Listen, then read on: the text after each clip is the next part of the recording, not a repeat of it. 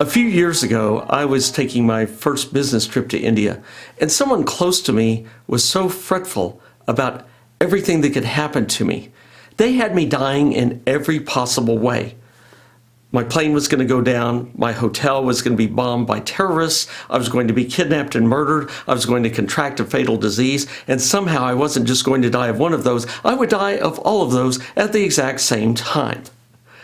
This is worry run amok.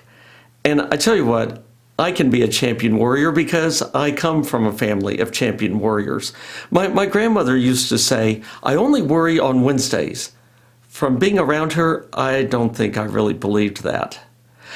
But as the coronavirus has spread, certainly we can find a raft of things that we are worried about.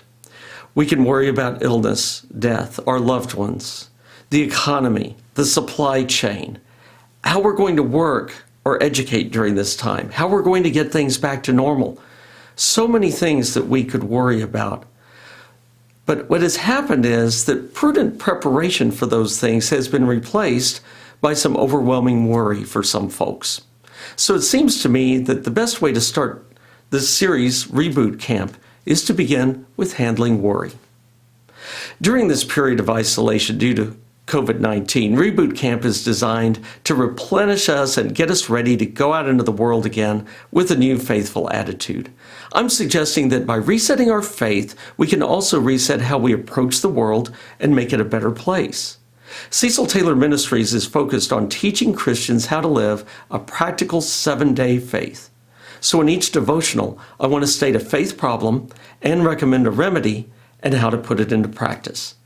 This is number 1 of the 12-part series. We're talking about worry, not prudent preparation. We're talking about the worry that's gripping, debilitating, can occupy our minds. It can keep returning to our minds. We can start imagining every possible way for things to go wrong. And with this, we can have physical or mental ailments even from our worry. Jesus addressed worry in the Sermon on the Mount in his famous passage. Therefore, do not worry about your life, what you will eat or drink, or about your body, what you will wear. Jesus went on to say that worry is useless. You can't add an hour to your lifespan through worry. Worry is faithless because you're not trusting God. Instead, you should seek his kingdom and right living. Put those in front of these other details you're worrying about and take life one day at a time.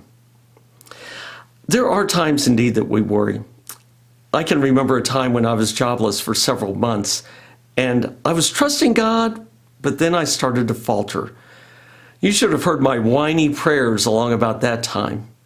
I didn't know what God wanted and I didn't know which way to turn. But there was a way I got out of worry, and I want to share that with you.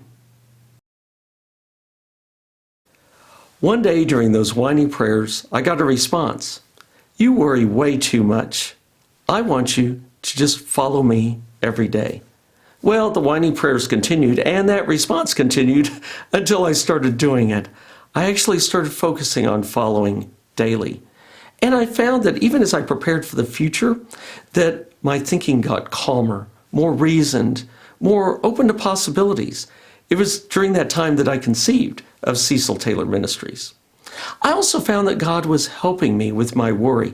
Every time I would get up a good worry or try to, I found something blocking me, standing in the way, something that would distract me so that the worry would dissipate.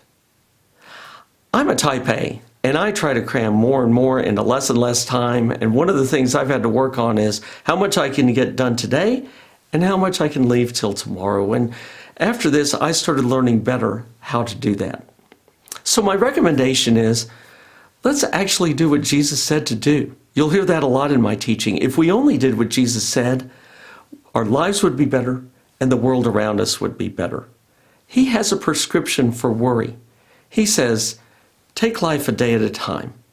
Focus on what you can do today, and even more so, focus on his kingdom and on right living. We usually have that in the background. Let's bring that to the forefront.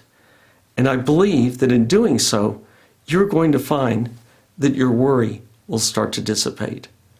So Take a deep breath. Focus on today.